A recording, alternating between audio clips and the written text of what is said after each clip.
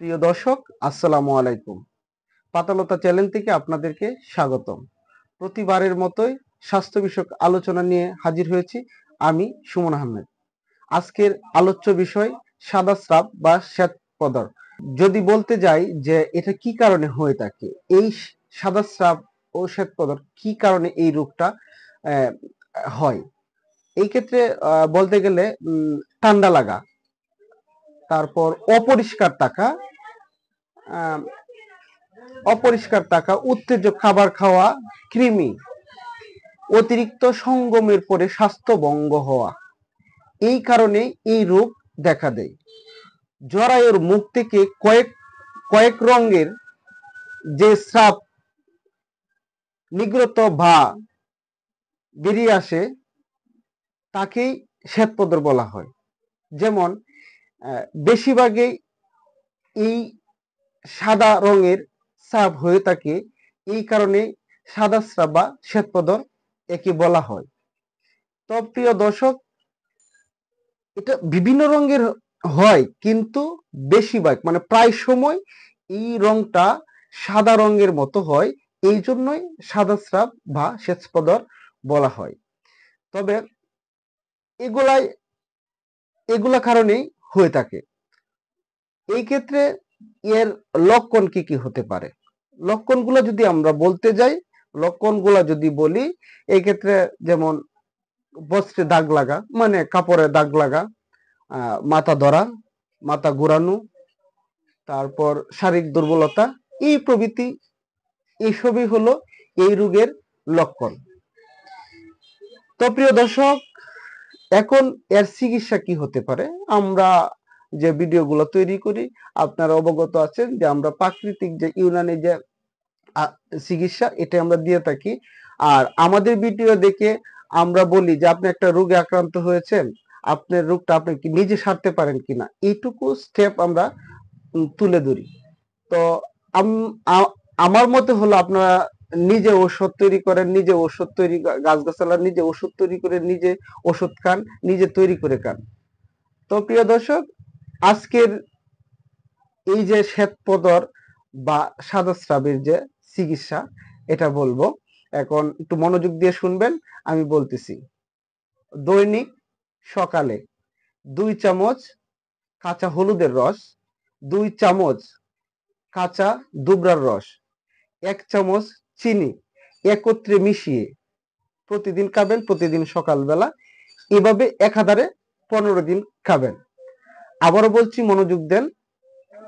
2 চামচ কাঁচা হলুদের রস, 2 চামচ কাঁচা দুবরার রস, 1 চামচ চিনি একত্রে মিশিয়ে প্রতিদিন সকালে একাধারে 15 দিন খাবেন। এটা আপনারা নিজেরাই তৈরি করে খেতে পারবেন। এই ক্ষেত্রে যেমন দুবরা তো আপনার চিনেন, কাঁচা হলুদ চিনেন, চিনি, এগুলো আপনার হাতের নাগালেই আছে। তবে দর্শক, আপনারা নিজে তৈরি করে খান, আপনারা ভালো থাকুন, এটাই আমি চাই। এখন এভাবে 15 দিন খাওয়ার পরে, একাধারে 15 দিন খাওয়ার পরে এই রোগ থেকে আপনি মুক্তি পেতে পারেন ইনশাল্লাহ। তবে এই ক্ষেত্রে আরো কিছু টুটকা আছে, যেগুলা আমি ওইগুলো বলতেছি। অর্জুন গাছের চাল রাত 4 থেকে 5 গ্রাম রাত্রে ভিজিয়ে রাখবেন, সকালবেলা আধা 1 চামচ কাঁচা হলুদের রসের সাথে মিশ্রিত করে খাবেন, ইনশাল্লাহ এটা উপকার উপকার পাবেন। তাছাড়াও আমলকির চূর্ণ বা শুকনো আমলকির চূর্ণ বা গুঁড়া, যেটা আমাদের আঞ্চলিক ভাষায় বলি, আবারও বলতেছি, শুকনো আমলকির গুঁড়া বা চূর্ণ রাত্রে 4 থেকে 5 গ্রাম ভিজিয়ে রেখে সকালে কাঁচা হলুদের রস মিশিয়ে এভাবে খাবেন, এটা উপকার পাবেন ইনশাল্লাহ। এছাড়াও এটা আরো আরো কিছু টুটকা আছে, ওইটা বলে দিচ্ছি। যেমন ডালিম, ডালিম ফল তো আপনারা সকলে চিনেন। ডালিম ফলের যে ফুল হয়, ডালিমের ফুল 3 থেকে 4টি ফুল, 3 থেকে 4টি ফুল নিবেন। নেওয়ার পরে যে কোনো এটা বেটে কিংবা পিষে কিংবা ব্লেন্ডার করলেও চলবে, এর সাথে সাদা চন্দন কিছুটা মিশাবেন।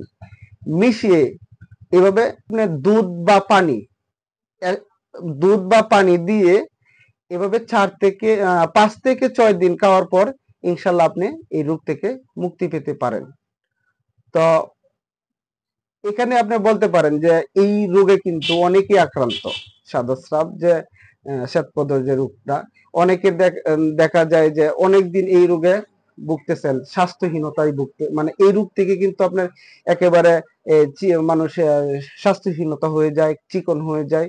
এই এই রোগটা নিয়ে অনেকদিন বলতে পারতেছেন, কারোর সাথে দেখা যায় যে শেয়ার করতে পারতেছেন না সঠিকভাবে, কার কাছে আপনি শেয়ার করবেন। তো আজকে আপনাদের সুবিধার্থে আপনাদের জন্যই আমরা এই ভিডিওটা তৈরি করেছি। ইনশাল্লাহ টিপস গুলো আপনারা করেই দেখেন, নিজের হাত দিয়ে করে দেখেন, ইনশাল্লাহ উপকার পাবেন, এটা বলতে পারি। তবে প্রিয় দর্শক, এই ক্ষেত্রে গরম খাবার নিষেধ, মানে আপনি এই রোগটা থাকাকালীন অবস্থায় গরম জাতীয় খাবার খাবেন না। এটা কিছু নিয়ম আছে, এই নিয়মগুলো আপনাদের মানতে হবে। নিয়মে কিন্তু আপনার একটা ওষুধ যদি থাকে এর অর্ধেক ভালো হয় এই নিয়ম মানাতে। নিয়মটা আপনারা অবশ্যই মানবেন। যেমন গরম খাবারটা খাবেন না, গরম খাবারটা না খেলেই ভালো। আর প্রাকৃতিক আলো বাতাস পূর্ণ পরিবেশে থাকার চেষ্টা করবেন। আহ গরম পানি, হালকা গরম পানি মানে কুসুম গরম যেটাকে বলে আর কি, এটা দিয়ে দৈনিক প্রতিদিনই গোসল করবেন। আর প্রতিদিনই 3 থেকে 4 বার কুসুম গরম পানি দিয়ে যৌনাঙ্গটা পরিষ্কার করে রাখবেন, মানে ধুয়ে রাখবেন আর কি। পরিষ্কার পরিচ্ছন্ন থাকা ইমানি অঙ্গ। এর মধ্যে আপনার আপত্তিকর ছবি দেখা, ভিডিও দেখা, আপত্তিকর গল্প পড়া, এগুলা করা যাবে না, এগুলা সম্পূর্ণ নিষেধ। আরেকটা বিষয় হচ্ছে কুসঙ্গ, মানে আপনার সঙ্গ হয়তো বা আপনার এই যে যেন উত্তেজক মূলক কিছু হবে, এগুলা করা যাবে না, এগুলাও নিষেধ। এছাড়াও বিবাহিত যারা আছেন, বিবাহিতদের ক্ষেত্রে হলো স্বামী সঙ্গম করাও নিষেধ, মানে স্বামীর সাথে সহবাস করা যাবে না। এই রোগটা যতদিন থাকে এই অবস্থায় এটা করা যাবে না। তো আসলে এই ক্ষেত্রে নিয়মের যে ব্যাপারটা, নিয়মটা যদি আপনারা মানেন, নিয়মটা অনেক কিছু, নিয়মটা মেনে যদি চলেন, ইনশাল্লাহ এই রোগ থেকে আপনি খুব সহজেই মুক্তি পাবেন। আর এটা ভয়ের কিছু নাই, টেনশনের কোনো কিছু নাই যে হ্যাঁ, আমার তো এরকমটা রোগ হয়েছে, আমি তো খুব টেনশন করতেছি না। কোনো টেনশনের কোনো কিছু না। এই ক্ষেত্রে আমি সাজেস্ট করব যে এখানে আপনার কোনো টেনশন করবেন না। আল্লাহ পাক যখন আপনাকে রোগ দিয়েছে, সুস্থ তো অবশ্যই আল্লাহ পাক আপনাকে দান করবে। তবে আল্লাহ কিছু নিয়ম দিয়ে দিছে, কিছু ঔষধ আল্লাহ তাআলা তৈরি করে দিছে। হয়তো ওই নিয়ম ঠিক রেখে আপনি ওষুধটা সেবন করেন, ইনশাল্লাহ আপনি এই রোগ থেকে মুক্তি পাবেন। তো এর মধ্যে যদি আপনারা কোনো কিছু বুঝতেছেন না, আমার হয়তো বা আমার একটা ভাষা প্রয়োগ আপনি বুঝতেছেন না, যে ওই আপনার কাছে সমস্যা বোধ হয়েছে, আমাকে কমেন্টস বক্সে আপনারা কমেন্টস করবেন, আমি ইনশাল্লাহ উত্তর দেওয়ার চেষ্টা করব। তারপরেও যদি আম, প্রয়োজন হয়, আমি এরপর থেকে আমি ডিসক্রিপশন বক্সে নাম্বার দিয়ে দিব, আপনার নাম্বারে কলও করতে পারবেন। তো ভালো থাকবেন সবাই। সকলের কাছে দোয়া চাই, আপনাদের জন্য দোয়া করি, ভালো থাকবেন। আহ, আর আমার ভিডিওটা যদি আপনাদের কাছে ভালো লাগে কিংবা একটু উপকারে আসে, অবশ্যই লাইক কমেন্ট শেয়ার করবেন। ধন্যবাদ।